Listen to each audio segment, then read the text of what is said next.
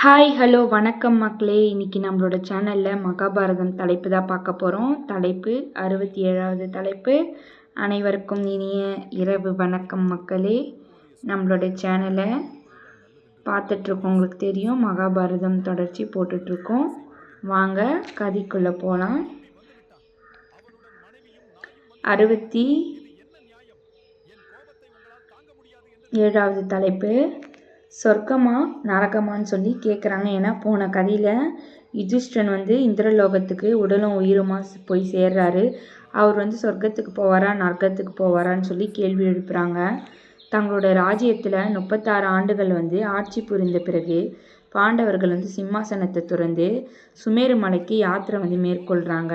நம்ம போன கதையிலே பார்த்தோம். மலை ஏற ஏற திரௌபதி, நகுலன், சகாதேவன், பீமன், அர்ஜுனன் என ஒவ்வொருவராக விழுந்து செத்துடுறாங்க. தேவலோகத்தில் அடையும் தருவாயில் அஸ்தினாபுரத்தில் இருந்து தன்னோடு ஒரு நாயும் இவ்வளவு தொலைவு பயணித்து வந்திருக்குதுன்னு சொல்லிட்டு யுதிஷ்டன் சொல்கிறாரு. அப்படியே கதை தொடர்ச்சியாக பார்க்கலாம். நாய் வரக்கூடாதுன்னு நானும் வரவில்லை அப்படின்னு சொல்லி நாய் கூட்டிகிட்டு பின்னாடியே போயிடுறாரு, அவருக்கே தெரியாமல் யுதிஷ்டன். இப்போ நாய் வரக்கூடாதுன்னா அப்போ நானும் வரலை அப்படின்னு சொல்லி சொல்கிறாரு. தேவலோகத்திலிருந்து வந்திருந்த பாதுகாவலர்கள்லாம் தேவலோகத்திற்கு நாய்களை அனுமதிப்பதில்லை அப்படின்னு சொல்கிறாங்க. யுதிஷ்டன் திரும்பி நாயை பார்க்குறாரு. நாயும் யுதிஷ்டனை நம்பிக்கையோடு பார்க்குது. என்னால் இந்த நாயை இப்படியே விட்டு போக முடியல. நான் இவனை அழைத்து வரவில்லை, ஆனால் அவனாவே என்னை தேடி தொலைவையும் கடந்து விட்டான். நல்லொழுக்கம் உள்ளவர்கள் என்று நான் நம்பிய என் மனைவியும் 4 சகோதரர்களும் இவ்வளவு தொலைவு வருவதற்கு தகுதி இல்லாதவளாக விழுந்துட்டாங்க. ஆனால் இவ்வளவு தூரத்தையும் கடந்து இந்த இடத்த அடைய இந்த நாய்க்கு ஏதோ ஒரு கர்மா இருக்குது அப்படின்னு சொல்கிறாரு. இவனை நிராகரிக்கவும் தகுதி எனக்கு இல்லை. நாம் இந்த நாயை அழைத்து செல்வோம்னு சொல்லி யுதிஷ்டன் சொல்கிறாரு. அதற்கு அவர்களோ எங்கள் வாகனத்தில் நாய்கள் எல்லாம் அனுமதிக்க முடியாது அப்படின்னு சொல்கிறாங்க. அப்படியானால் நானும் அங்கே வருவதா இல்லை. இந்த மலையிலேயே அமர்ந்து எனது உடலை நான் இங்கே விட்டுறேன் அப்படின்னு யுதிஷ்டன் சொல்கிறாரு. அவங்க அதை கேட்டு அதிர்ச்சி அடைஞ்சு, என்ன உனது நாயை அழைத்து வரக்கூடாது என்று நீயும் சொர்க்கத்துக்கு வரமாட்டியா அப்படின்னு கேட்குறாங்க யுதிஷ்டனை. யுதிஷ்டன் அதுக்கு என்ன சொல்கிறான்னா, இது எனது நாய் அல்ல, இது யாருடையோ நாய் என்பதும் எனக்கு தெரியாது. எனக்கு தெரிந்ததெல்லாம் இது இத்தனை தூரத்தையும் கடந்து இந்த சொர்க்கத்துக்கு செல்லக்கூடிய தகுதி இருக்கக்கூடும். அதை பற்றி நீங்கள் தீர்மானிக்கக்கூடாது அப்படின்னு சொல்கிறாங்க. யுதிஷ்டனின் சரியான நீதி பரிபாலனம். அந்த நாய் மீது கொண்ட பற்றினால் யுதிஷ்டன் அப்படி நடந்து கொள்ளவில்லை. இத்தனை தொலைவிலையும் கடந்து விட்ட பிறகு சொர்க்கத்திற்கு செல்லும் பரிசை நாய்க்காக வழங்க மறுப்பது சரியல்ல என்று கருதுகிறான் யுதிஷ்டன். இதுதான் யுதிஷ்டனோட தர்மம். எனவே அவர்கள் நாயையும் அழைத்து கொண்டு தேவலோகம் சென்றார்கள்.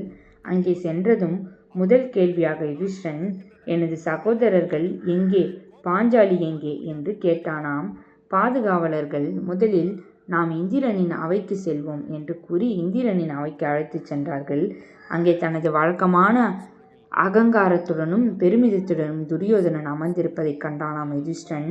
அதிர்ச்சியடைந்த யுதிஷ்டன், இங்கே வரும் தகுதியுள்ளவனா இத்துரியோதனன் என்று கேட்டபடியே மறுபக்கம் திரும்ப அங்கே இன்னும் அகங்காரத்தோடு துச்சாதனன் அமர்ந்திருந்தான்.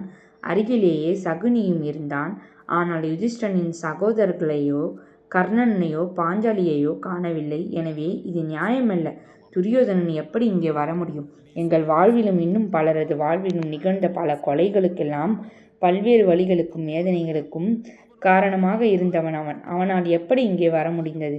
எனது சகோதரர்கள் எங்கே, எனது மனைவி எங்கே என்று கேட்டானாம் யுதிஷ்டன். உனது சகோதரர்களும் உனது மனைவியும் வேறொரு இடத்தில் இருக்கிறார்கள் என்று பதிலளித்தார்கள். யுதிஷ்டன், அப்படியானால் இந்த அவையில் இருப்பதற்கு எனக்கு விருப்பமில்லை. முதலில் அங்கே சென்று அவர்கள் எப்படி இருக்கிறார்கள் என்று நான் பார்க்க வேண்டும் என்று கூறினானாம். உனக்கு இந்திரனோடு அமர்ந்திருக்க விருப்பம் இல்லையா என்று கேட்டார்களாம். இல்லை, எனக்கு அது அவசியமில்லை. துரியோதனன், துச்சாதனன், சகுனி போன்றவர்கள் தேவலோகத்தில் இவ்வளவு முக்கியமான இடத்தில் அமர்ந்திருப்பது எனக்கு பிடிக்கவில்லை. நான் எனது சகோதரர்களை பார்க்க வேண்டும் என்றானாம் யுதிஷ்டன். எனவே அவர்கள் கீழிறங்கி செல்லும் ஒரு பாதையில் அவனை அழைத்துச் சென்றார்கள். நரகத்திற்கு ஒரு தன்னார்வலான பயணம். அவர்கள் கீழே செல்ல செல்ல அந்த பகுதியை இருளடைந்து கொண்டது. எல்லா விதமான துர்வாசனைகளையும் வரத்துவங்குவதை யுதிஷ்டன் உணர்ந்தான். வலியையும் வேதனையும் வெளிப்படுத்தும் முனகல்களுடன் கேட்ட துவங்கினான். குருச்சேத்திர போரை விட அந்த இடம் மோசமாக இருந்தது. இது எந்த இடம் என்று கேட்டான் யுதிஷ்டிரன். அப்போது ஒரு பெண்ணின் ஓலக்குரல் கேட்டது. அது பாஞ்சாலியா? அவள் ஏன் ஓலமிடுகிறாள்? நீங்கள் அவளை துன்புறுத்துகிறீர்களா என்று யுதிஷ்டிரன் கேட்கும்போது அடுத்தடுத்து அவனது சகோதரர்கள் அனைவரும் குரல் கேட்டது. என் மனைவியும் சகோதரர்களும் ஏன் நரகத்தில் இருக்கிறார்கள் என்று துரியோதனன் கேட்க, யுதிஷ்டிரன் கீழே அழைத்து வந்திருந்த தேவர்கள், இதை நாங்கள் முடிவு செய்வதில்லை.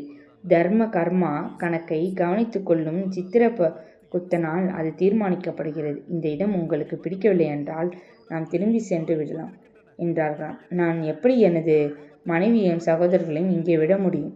நான் அவர்களையும் என்னுடன் அழைத்துச் செல்ல வேண்டும் என்றானாம் யுதிஷ்டிரன். தேவர்கள், அது எங்கள் வேலை அல்ல, நாங்கள் அதை செய்ய முடியாது என்றார். சற்றே சிந்தனையில் ஆழ்ந்த யுதிஷ்டிரன், எனக்கு தேவலோகம் திரும்புவதில் விருப்பமில்லை. என் மனைவி மற்றும் சகோதரர்கள் நான் நரகத்திலேயே தங்கிக் கொள்கிறேன் என்றானாம். அவர்கள் உறுதியாக தான் சொல்கிறாயா என்று கேட்டார்கள். ஆமாம், நான் இங்கேதான் தங்கப் போகிறேன் என்றானாம் யுதிஷ்டிரன். தெய்வீகத்தின் தலையீடு. பிறகு இந்திரனே அங்கு தோன்றி உனது தர்ம பரிபாலனை சிந்தனையோ நாங்கள் பெரிதும் மெச்சிக்கொள்கிறோம். உன்னைப் போல வேறு எந்த மனிதனும் உலகில் இல்லை. ஆனால் நீ இன்னமும் துரியோதனன் மற்றும் அவனது சகோதரர்கள் கொண்டுள்ள உனது வெறுப்பை விடவில்லை. அவர்கள் சொர்க்கத்தில் இருப்பதை பார்த்ததுமே நீ அதிர்ச்சி அடைந்தாய். உன்னோட யாத்திரை வந்த உனது மனைவியும் சகோதரர்களும் மலையிலிருந்து கீழே விழுந்த போதும் நீ திரும்பி கூட பார்க்கவில்லை. அந்த அளவுக்கு நீ உணர்ச்சிகளுக்கு ஆட்படாதவனாக இருந்தாய். ஆனால் துரியோதனன் துச்சாதனனும் சகுனியிடம் தேவலோகத்தில் அமர்ந்திருப்பதை பார்த்ததும் எல்லாமும் உன்னிடம் திரும்ப வந்துவிட்டது. உனக்குள் இருக்கும் வெறுப்பை நீ கைவிடும் வரை நீயும் உனது சகோதரர்களும் மீண்டும் தேவலோகம் திரும்ப முடியாது என்று தெளிவுபடுகிறது. வெற்றி தனது கால்களை மடக்கி அமர்ந்த யுதிஷ்டிரன் தனக்குள் கவனித்து பார்த்தான். வெறுப்பின் விதைகளை தனக்குள் புதைத்திருந்தான். ஒழிய அவை எரிந்து விடவில்லை. சூழ்நிலைகள் எதுவாக அமைந்தால் அவை எப்போது வேண்டுமானாலும் முளைவிடலாம். அதனால் வேறு வடிவங்களில் போர் நிகழலாம் என்பதை கண்டான். எனவே தனக்குள் இருந்த வெறுப்பின் விதைகளை அழித்தானாம் யுதிஷ்டிரன். இதை அவனால் செய்து முடிக்க முடிந்த போது கடவுள்களால் அனைவரும் கீழிறங்கி அவனிடம் வந்த ஜெய எனும் வாழ்த்தினார். வெற்றியின் 2 வகை இருக்கிறது. நமக்கு வெளியில் இருக்கும் ஏதோ ஒன்றை கைப்பற்றுவது விஜயம் என்று அழைக்கப்படுகிறது. பொருள், உலகின் கல்வி, கைவினை, கைப்பற்றுதல் இவற்றில் கிடைக்கும் வெற்றிகள் எல்லாம் விஜயம் என்று அழைக்கப்படுகிறது. ஆனால் நீங்கள் உங்களுக்குள் இருக்கும் தடைகள் அனைத்தையும் கடந்த உள்நிலையில் வெற்றியை அடைகையில் அது ஜெயமாகிறது. யுதிஷ்டிரன் குருச்சேத்திர போரில் விஜயத்தை அடைந்தான். ஆனால் அது அவனை எங்கேயும் கொண்டு சேர்ந்திருக்கவில்லை. எப்போது தனக்குள் இருந்த எதிர்மறையான தன்மையான வென்று தனக்குள் இருந்த ஒவ்வொரு சிறு தடைகளும் கடந்தானோ அது அவனுக்கு ஜெயமானது. இது 67வது தலைப்பு நிறைவடைஞ்சிச்சு மக்களே. நாளைக்கு இது தொடர்ந்து நம்ம 68வது தலைப்பை பார்க்கலாம். நம்மளோட சேனலெல்லாம் லைக் பண்ணுங்கள், ஷேர் பண்ணுங்கள், சப்ஸ்கிரைப் பண்ணுங்கள், கூட ஃபாலோ பண்ணுங்கள், கமெண்ட்ஸ் பண்ணுங்கள் மக்களே. நன்றி, வணக்கம் மக்கள். மனைவியும் நாயும் வந்திருக்கின்றன. இது என்ன நியாயம்? என் கோபத்தை உங்களால் தாங்க முடியாது என்று நினைக்கிறேன்.